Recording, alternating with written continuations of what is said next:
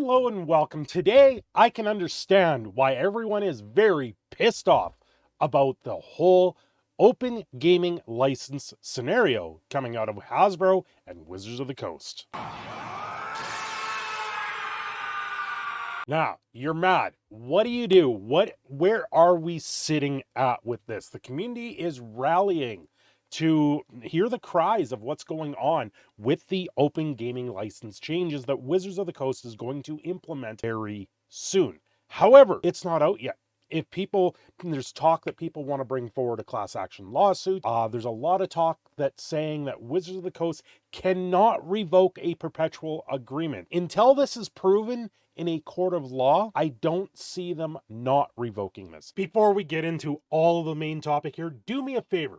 Like, share, subscribe, maybe hop up on the membership. I know I've got a ton new people checking out the channel. Thank you, every last one of you that have done so in subscribing to the channel. It's helping perpetuate these videos forward, and it's creating its own little engine. So if that engine could, then it must. And I have to ask if anyone can just throw anything towards the Patreon, the memberships, or if you want to get your comment highlighted, there is the tip function down below. Now on with the video. You now have Chris Cox. He's the CEO of Hasbro, who used to be the president or CEO of Wizards of the Coast. So he has an understanding of how Wizards of the Coast is dealing with it internally. Is what Wizards of the Coast and Hasbro doing with the revoking of the OLG correct? Is it the right move for them? Is it the right move for creators? Is it the right move for the tabletop industry? And a lot, I have to say, including myself, believe this is wrong. This is going to damage the industry as a whole. And because of that, people are rallying to the cries of this.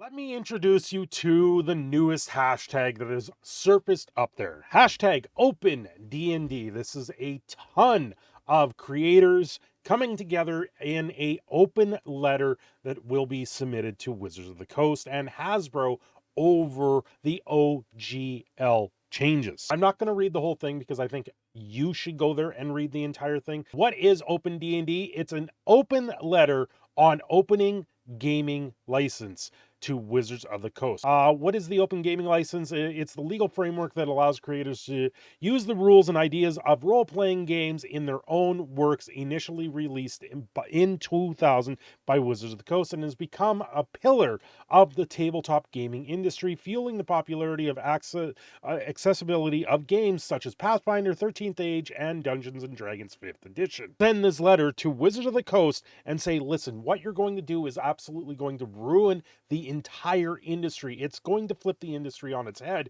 And by doing this, you're going to restrict everyone's access to it. They've got other resources in here, much like the article that I went over the other day with Noah Downs. That is in the previous video to this one.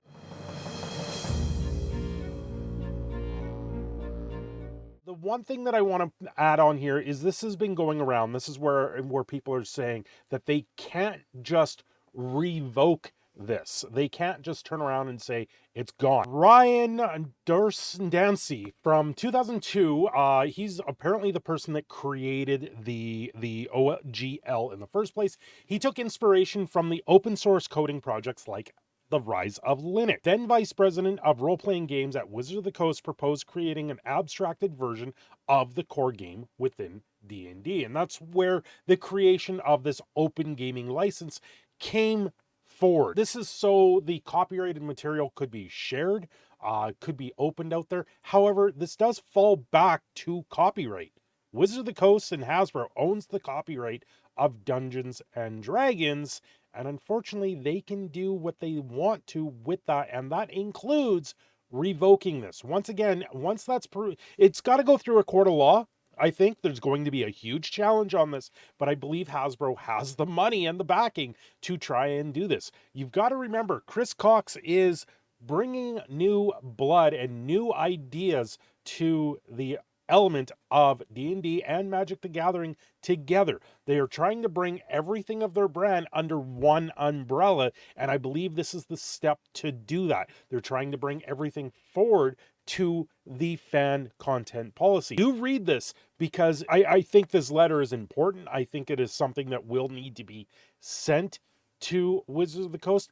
But back in 2002, you're looking at 2002, and now we're in 2022 or 2023 now. 20 years later, there's a long history between that.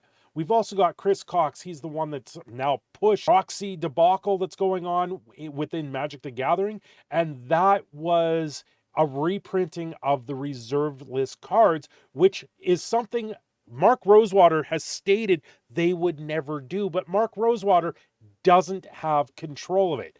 Chris Cox does. So these ideas are coming direct from the top. A lot of people are misjudging this and not understanding this is coming direct from the top of Hasbro, and now it's rolling down to everyone else. They are making a grab to control their entire IP, to control the entire copyright, and bringing everything under one umbrella. This continues to go on and say the betrayal. Given that the OGL was promised to be perpetual, it's not surprising that creators started to adopt to it. Wizards of the Coast removed all protected intellectual property from the SRD. You'll find no beholders or mind flayers, and spells like Mel's Acid Arrow are renamed to Acid Arrow. Creators have walked on eggshells to avoid protected intellectual property, avoiding settings like Forgotten Realms, and dancing around references to the player's handbooks and other books. They definitely can't use the words Dungeons and Dragons. Due to these trademark restrictions, creators couldn't seem like they liked or linked to D&D, but were allowed to use the engine on the D&D runs. This engine is not protected intellectual property. It's Linux. It's an open source idea we were told would be free forever. This is unfortunately incorrect. Copyright, you cannot have open source material without first having a copyright. And what do I mean by that? Well, the copyright holder, if it's going open source, has to allow it to go open source. Where do I think this sits? I believe the base rules of Dungeons and Dragons, or the D20 system that is used, I think has been widely spread and used by so many different IPs now, falls into a land where you would believe it would be an open source gaming material at this point. But open source when it comes to a physical game or a physical thing hasn't been tried before in the courts, not from what I can find. When it comes to your computer with Windows, everyone has to buy a licensed key for Windows to run properly, or they don't run Windows. You run Linux, which is an open source software, which was allowed to go to the general public licensing. Where does that fit for D&D? D&D and Wizards of the Coast and Hasbro are tied. They're seizing control of it. And ultimately, they're allowed to do that. So it comes down to everyone banding together and saying, listen, you guys can't do this. You're going to completely topple the industry. Maybe that's what they want to do. Maybe this is Dungeons and Dragons becoming so much of a household name that that's how it's going to come down. Hasbro and Wizards of the Coast own the copyright to Dungeons and Dragons. They own the D system idea of it, and because of that, I believe they have a stronger case when it comes to the court of law. Now, this open gaming license, I think possibly what would fall down here is anything that was derivative of the old open gaming license stays that way. That means you're not pulling original books off the shelf. You're not pulling Pathfinder off the shelf. You're not pulling all of these other things off the shelf immediately because it falls under the original agreement. But anything from here on forward, if you want to play and create D&D style adventures using the system, would then fall under the new version of the OGL. I don't know where this all falls. I'm not a professional in this field. I just make YouTube videos. I've been covering a lot of stuff by Hasbro and Wizards of the Coast. They make news every couple days. They come up with a new idea that completely rattles this community that has sat there and worked so hard to build it up. People making deck techs, people making adventures, people just creating. It has been that space. Wizards of the Coast and Hasbro ultimately want the control. They want to say yes or no to certain things so they can avoid debacles like they're seeing right now in the courts over a copyright problem. Chris Cox also being the head of Hasbro, he's not there for us. He's there for the shareholders. He's there to make the shareholders happy. And if by seizing the IP and control over the game, that's what he's going to do. There's no stopping him. He's got all of these ideas. They're short-sighted when it comes to Magic the Gathering, D&D, and everything else to do with Wizards of the Coast. Ultimately, that's his call. It's not up to us. We can just try and make some noise and say, listen, how about you throw us a bone and continue honoring the original agreement instead of trying to change it up and completely destroy it? Yeah, you own the copyright. We understand that. But at the same time, it's produced everything that you see on the market right now.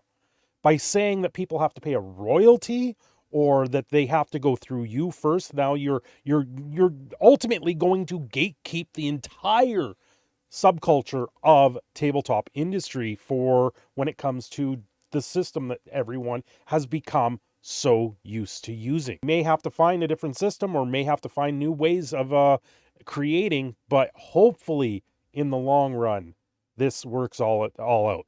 Make as much noise as possible. There's the open D&D letter. There's also a petition out there that I'm going to link here at the end. Anyway, guys, thanks for watching today. Do like and share this out there and let me know your thoughts. Am I missing something here? I believe the copyright is still in their court. To me, it just doesn't seem like, unless we actually tell them, listen, you're going to ruin things, and a court challenge is actually put up there so these things can sort itself out, there's not much else that we're going to see from this. We need to make the noise just for everyone to see it. I'm seeing it trend. I'm already seeing it trend. So, you know what? The noise is there, and I got to say, they're probably hearing you, but ultimately, it's their call. Until next time, you guys enjoy yourselves. I'm your proud Canadian Phoenix Cinder Shadow, signing off here. Don't forget to like and subscribe, and I will see you all next time.